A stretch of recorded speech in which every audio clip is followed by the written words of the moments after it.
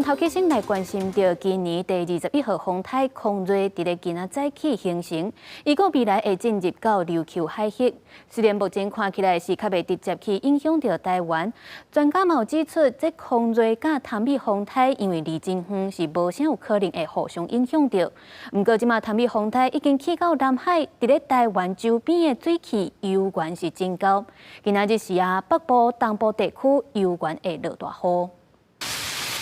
经过一暝强风大雨，台北市阳明山永德大道路树倒去坏伫路边，山区4间中小学也因为大水雨积淹水，考虑安全，25拢停课一天。文化大厦是采用弯骨力线顶上课，出名的景区擎天宫早起风雨也真强，不少国外来的旅客拢美入游客中心闪雨。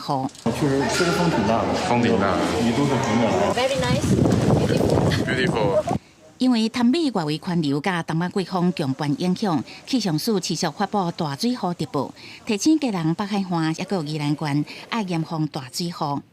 东半部地区原来会落雨，统计3天来，阳明山擎天宫降雨量已经1000多毫米，宜兰县南澳乡的落雨原来有超过800毫米，嘉南市的暖暖运动公园7站原来有挖近650毫米的累积雨量。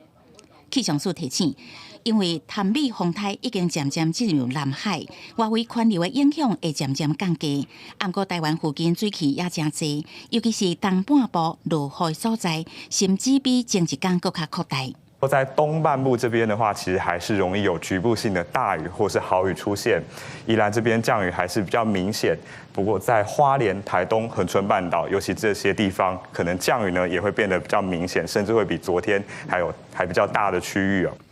若是今年第21号风台空瑞25早起形成了后，以每点钟32公里的速度向西北西过来。气象署研判，未来空瑞甲潭美因为离较远，目前资料显示互相牵引的机会较低。而且空瑞风台会伫后礼拜开始东北，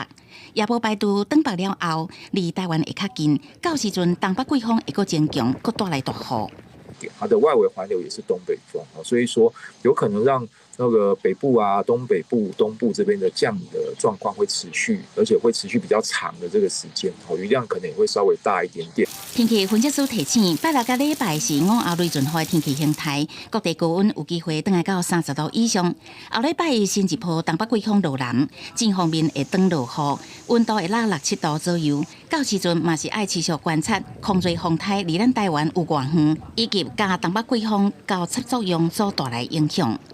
记者综合报道。